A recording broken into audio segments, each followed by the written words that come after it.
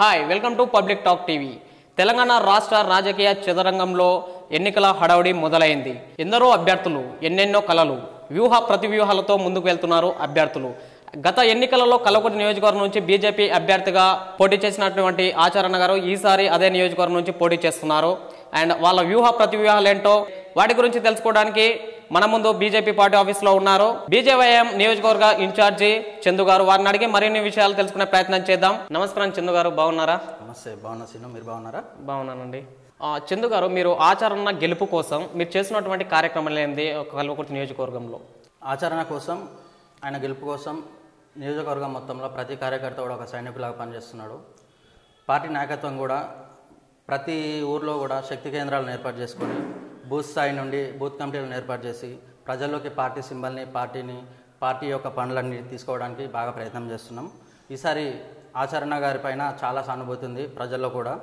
గత 30-35 సంవత్సరాలుగా ఒకే ఒక పార్టీలో ఉంటూ పార్టీ కోసం, పార్టీ సిద్ధాంతాల కోసం వేరే ఏ పార్టీ మారకుండా, ప్రలోభాలకు లోబడకుండా ఇదే పార్టీలో ఉంటూ పార్టీ సిద్ధాంతం కోసం పనిచేస్తున్నాడు. అలాంటి ఆచరణ కోసం మేము ఈరోజు కల్వకుర్తిలో పనిచేయడం మాకు చాలా సంతోషంగా, గర్వకారణంగా ఉంది.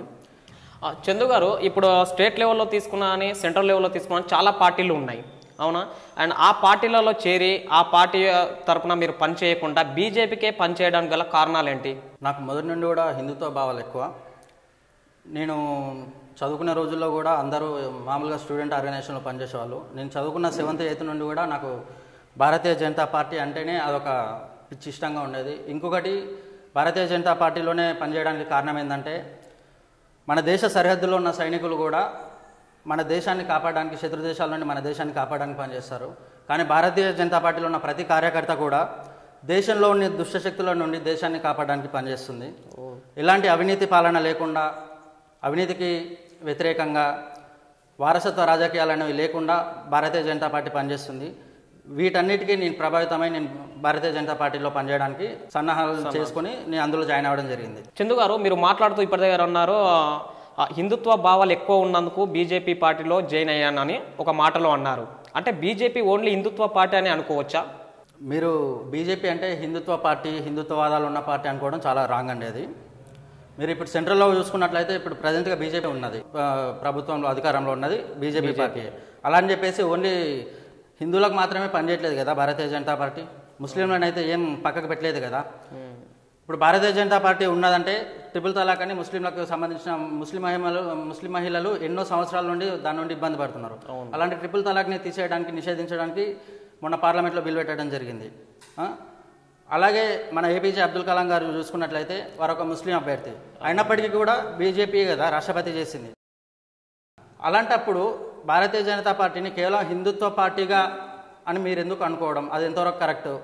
మిగతా ఇతర పార్టీలన్నీ దీనికి ఒక మసిబూసి మారేడుకాయ వేయాలన్నట్టు భారతీయ జనతా పార్టీని ఏ విధంగా అయితే దెబ్బతీయాలనే ఉద్దేశంతో ఇతర పార్టీలన్నీ కుమ్మక్కయ్యి భారతీయ జనతా పార్టీని కేవలం హిందుత్వ పార్టీ అని చేసే విధంగా వాళ్ళ ఆలోచనలు, వాళ్ళ ప్రయత్నాలు జరుగుతున్నాయి. అంతేకాని మేము వేరే ఏ మతానికి వ్యతిరేకం కాదు. హిందుత్వం అనేది వాస్తవానికి మతం కాదు, అదొక ధర్మం. ఒక వ్యక్తి ఎట్లా బతకాలి అని చెప్పేది హిందుత్వం, హిందూ ధర్మం. మేము ఇప్పటివరకు అయితే వేరే ఎక్కడైనా సరే మేము మా స్వచ్ఛందంగా ఇతర మతాలపైన దాడులు చేసింది లేదు.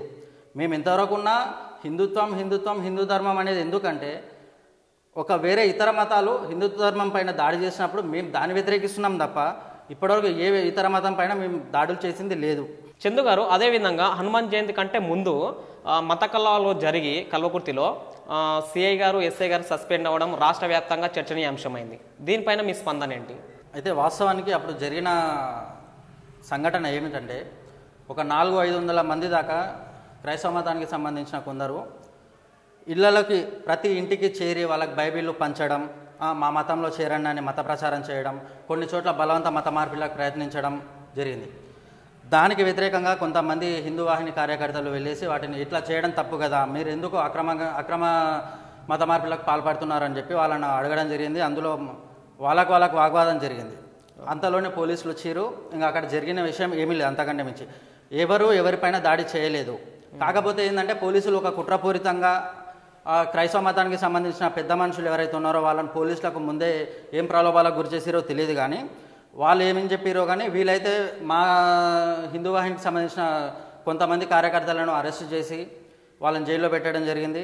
అంతేకాదు మళ్ళీ జడ్జి గారు ఇష్యూ చేసిన బెయిల్ని కూడా డిఎస్పీ గారు వచ్చి అది ఆపి చించివేయడం జరిగింది.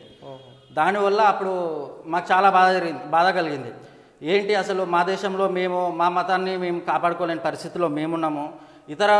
మన దేశ దౌర్భాగ్యం ఏంటంటే ఈ దేశంలో నేను హిందూ అని చెప్పుకునేటప్పుడు బతకలేకపోతుండు. వాస్తవానికి ఆ రోజు జరిగిన సంఘటన చూసుకుంటే ఎవరిపైన దాడి చేయకుండా కానీ అకారణంగా మా పిల్లలను తీసుకెళ్ళి జైల్లో పెట్టడం, వాళ్ళకు బెయిల్ రాకుండా నిరాకరించి వాళ్ళను అన్ని రోజులు జైల్లో ఉంచడం అది చాలా దురదృష్టకరం. దానికి మన హిందూ బంధువులందరూ కూడా ఆ చర్యకు ప్రతిచర్యగా హనుమాన్ జయంతిని కల్వకుర్తిలో మున్పెన్నాడు. కల్వకుర్తి చరిత్రలోనే ఇంతకుముందు ఎప్పుడు లేని విధంగా కొన్ని వేల సంఖ్యలో ర్యాలీ తీసి హనుమాన్ జయంతిని చాలా ఘనంగా నిర్వహించడం జరిగింది. ఆ రోజు కల్వకుర్తి మొత్తం ఎక్కడ చూసినా మొత్తం కల్వకుర్తి కాషాయమయమైంది. దానికి పై అధికారులు ఎంక్వైరీ చేసి సిఐని ఎస్ఐని సస్పెండ్ చేయడం జరిగింది. దీని నుండి మనం గ్రహించాల్సింది ఏంటంటే ధర్మం న్యాయం ఎప్పటికైనా గెలిచి తీరుతుంది. చందు గారు, అదేవిధంగా బీజేపీ పార్టీ అంటే ఇతర రాష్ట్రాలలో దళితులకు వ్యతిరేకం ఈ పార్టీ, దళితులపైన ఈ పార్టీ వాళ్ళు దాడులు జరుపుతున్నారు అనేది ఒక వాదన ఉంది. ఇది ఎంతవరకు కరెక్ట్ అంటారు? వాస్తవానికి బీజేపీ ఒక కులానికి కానీ మతానికి కానీ వ్యతిరేకం అనేది లేదు. ఒకవేళ బీజేపీ మీరన్నట్టు దళితులకు వ్యతిరేకం అని అంటే మా దాంట్లో ఎస్సీ సెల్ అనేది ఉండదు. మేము దళితులను మేము మాలో ఒకలాగా చూసుకుంటున్నాం. మేము అసలు మా దాంట్లో కుల మత భేదాలు ఏమీ లేవు. మేము ఎంతవరకు ఉన్న పార్టీ కోసం పనిచేస్తాం, పార్టీ సిద్ధాంతాల కోసం పనిచేస్తాం తప్ప ఎక్కడైనా అధర్మం గెలుస్తుందంటే దానికి ఎదురుగా వెళ్ళి మేము ధర్మాన్ని గెలిపించడానికి ప్రయత్నం చేస్తాం తప్ప ఒక మతం ఒక కులం అని చూసి మేము ఇప్పటివరకు ఎక్కడ పనిచేసింది లేదు. మీరు దళితులకు వ్యతిరేకం అంటున్నారు. దళితుడైన రామ్నాథ్ కోవింద్ని రాష్ట్రపతిని చేసిందే బీజేపీ. అలాంటప్పుడు భారతీయ జనతా పార్టీ దళితులకు వ్యతిరేకం ఎట్లా అవుతుంది? మరి ఇలాంటి వాదనలు ఎందుకు వినిపిస్తున్నాయి అంటారు? అవన్నీ ప్రతిపక్షాల కుట్ర. విపక్షాలన్నీ ఇప్పుడు యువతలో చూసుకున్నట్లయితే భారతీయ జనతా పార్టీకి చాలా క్రేజ్ ఉంది. ఆ క్రేజ్ను చూసి ఓర్వలేని పరిస్థితుల్లో ఇతర పార్టీలన్నీ భారతీయ జనతా పార్టీని దెబ్బతీయడానికి వాళ్ళకు దొరికిన ఒకే ఒక సాకు దళిత బోర్డు లేదంటే హిందుత్వ బోర్డు. వీటిని వాడుకొని భారతీయ జనతా పార్టీని దెబ్బతీయడానికి ప్రయత్నం చేస్తున్నాయి. కానీ మా భారతీయ జనతా పార్టీలో ఏ వర్గాన్ని ఏ కులాన్ని మేము కించపరచలేదు. మేము ఇప్పటివరకు ఎవరిని వ్యతిరేక భావజాలంతో కానీ ఎప్పుడు చూడలేదు.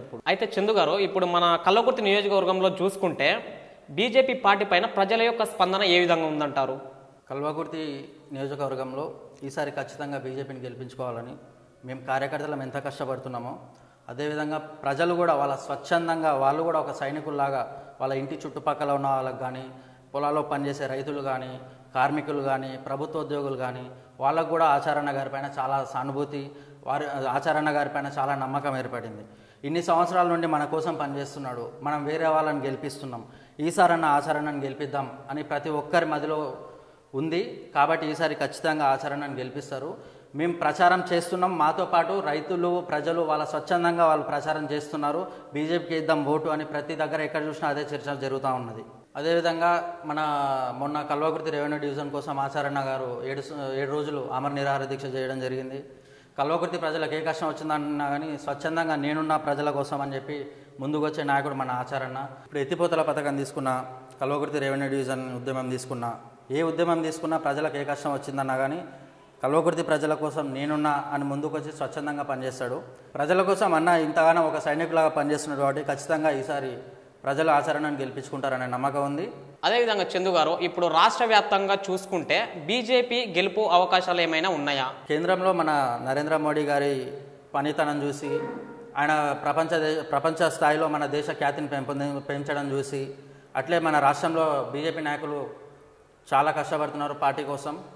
కేంద్ర ప్రభుత్వ పథకాలను ప్రజల్లోకి తీసుకెళ్తున్నారు. ఇవన్నిటిని ప్రజలు కూడా గమనిస్తున్నారు.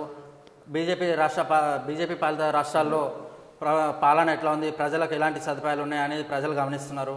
కాబట్టి ఇంకొకటి అమిత్ షా గారు కూడా మన రాష్ట్రం పైన ప్రత్యేక దృష్టి సారించారు. ఇవన్నీ దృష్టిలో పెట్టుకుంటే ఖచ్చితంగా బీజేపీ మున్పటికి సీట్ల కంటే కూడా ఎక్కువ సీట్లు గెలుచుకుంటుంది. గౌరవప్రదమైన సీట్లను బీజేపీ గెలుచుకుంటుందనే నమ్మకం మాకుంది. అదేవిధంగా చందు గారు, మన అమిత్ షా గారు చేపట్టినటువంటి శంకారావం మహబూబ్ నగర్లో మంచి సక్సెస్ అయింది ఆ మీటింగ్. దానిపై మీ స్పందన ఏమిటి? మొన్న అమిత్ షా గారి మీటింగు ఎంత విజయవంతమైందో మీకు తెలిసిందే. కేంద్రంలో నరేంద్ర మోడీ గారి పాలనను చూసి ఆకర్షితులై ఎంతోమంది స్వచ్ఛందంగా వచ్చారు. ఇతర పార్టీల్లాగా డబ్బులు ఇచ్చి తీసుకెళ్లడం అమిత్ షా గారు కూడా చెప్పారు మీటింగ్లో. మేము డబ్బులు ఇచ్చి కానీ మద్యపానీయాలు ఇచ్చి కానీ బిర్యానీలు తినిపించి కానీ తీసుకురాలేదు. స్వచ్ఛందంగా బీజేపీ పైన నమ్మకంతో బీజేపీ పార్టీని బలోపేతం చేయాలనే ఉద్దేశంతో అంతమంది కార్యకర్తలు రావడం జరిగింది. యువత ఆ మీటింగ్లో 70% దగ్గర యువతనే ఉన్నారు. యువతలో మంచి స్పందన ఉంది బీజేపీ పార్టీ పైన. మా కల్వకుర్తి నియోజకవర్గం నుండి కూడా చాలామంది వారు స్వచ్ఛందంగా వెళ్ళడం జరిగింది. మేము కూడా వెళ్ళినాం. మీటింగ్ కూడా చాలా బాగా సక్సెస్ అయింది. మన మహబూబ్నగర్ నియోజకవర్గంలో మహబూబ్నగర్ జిల్లాలో భారతీయ జనతా పార్టీకి మంచి పట్టు ఉంది. ఆ పట్టుతోనే ఈసారి ఖచ్చితంగా 2-3 సీట్లు ఖచ్చితంగా గెలుస్తాం. చందు గారు, ఇప్పుడు కల్వకుర్తి నియోజకవర్గంలో చూసుకున్నట్టయితే బీసీ ఓటింగ్ అనేది చాలా కీలకం. ఇప్పుడు ఈ బీసీ ఓటింగ్ అనేది ఏ పార్టీపై మొగ్గు చూపుతుంది ఎక్కువగా? ఇప్పుడు చూసుకున్నట్లయితే రాజకీయంగా బీసీలో కూడా బాగా చైతన్యం వచ్చింది. వాళ్ళు కూడా ఆలోచిస్తున్నారు ఎవరికి వేయాలి ఓటు అనేది. ఇంతకుముందు కంటే రాజకీయ చైతన్యం లేక బీసీలు నష్టపోవడం జరిగింది. ఈసారి ఖచ్చితంగా ఇక్కడ బీసీ అభ్యర్థిని గెలిపించుకోవాలని చూస్తున్నారు. ఆ బీసీ అభ్యర్థుల్లో కూడా ఆచరణను గెలిపించుకోవడం ఉత్తమమని బీసీలు అందరూ ఆలోచిస్తున్నారు. ఎందుకంటే ఇన్ని సంవత్సరాల నుండి కల్వకుర్తి కోసం, ప్రజల కోసం, కల్వకుర్తి అభివృద్ధికి ఎంతో శ్రమిస్తున్నాడు ఆచరణ. కాబట్టి ఖచ్చితంగా బీసీ ఓటింగ్ మొత్తం ఆచరణకే పడుతుందని మా నమ్మకం ఉంది. అంతేకాకుండా ఇప్పుడు కల్వకుర్తిలో చూసుకున్నట్లయితే ముస్లిం సోదరులు కూడా బీజేపీకి ఓటేస్తామని వాళ్ళు స్వచ్ఛందంగా చెప్తున్నారు. సోషల్ మీడియాలో చూసుకున్నట్లయితే కూడా మేము బీజేపీకి ఓటేస్తామని చాలామంది ముస్లిం సోదరులు చెప్పడం జరిగింది. ఇక్కడ కల్వకుర్తిలో ఏ ముస్లిం సోదరునికి ఎలాంటి ఆపద వచ్చినా కానీ, ఎలాంటి సమస్య ఉన్నా కానీ ఇక్కడ బీజేపీ నాయకులు కానీ మేము కానీ ఖచ్చితంగా వాళ్ళకి సపోర్ట్ చేస్తూ ఉంటాం. ఎప్పుడు అది ఇప్పుడే కాదు, ఎప్పటి నుండో నడుస్తుంది. కాబట్టి ముస్లిం ఓటింగ్ కూడా ఈసారి ఖచ్చితంగా ముస్లిం సోదరులందరూ ఆచరణను ఆశీర్వదిస్తారనే నమ్మకం మాకుంది. చూశారు కదా ఫ్రెండ్స్, మన కల్వకుర్తి నియోజకవర్గపు బీజేవైఎం ఇన్ఛార్జి చందు గారు ఇచ్చినటువంటి సమాచారం. అండ్ థ్యాంక్ యూ అండి, మీ అమూల్యమైనటువంటి టైంని మా పబ్లిక్ టాక్ టీవీ ప్రేక్షకులకు ఇచ్చినందుకు ధన్యవాదాలండి. Thank you. Please subscribe to Public Talk TV. Please subscribe to Public Talk TV. Please subscribe Public Talk TV. Tell me pretty lies, look me in the face. Tell me that you love me, even if it's fake. 'Cause I don't fucking care.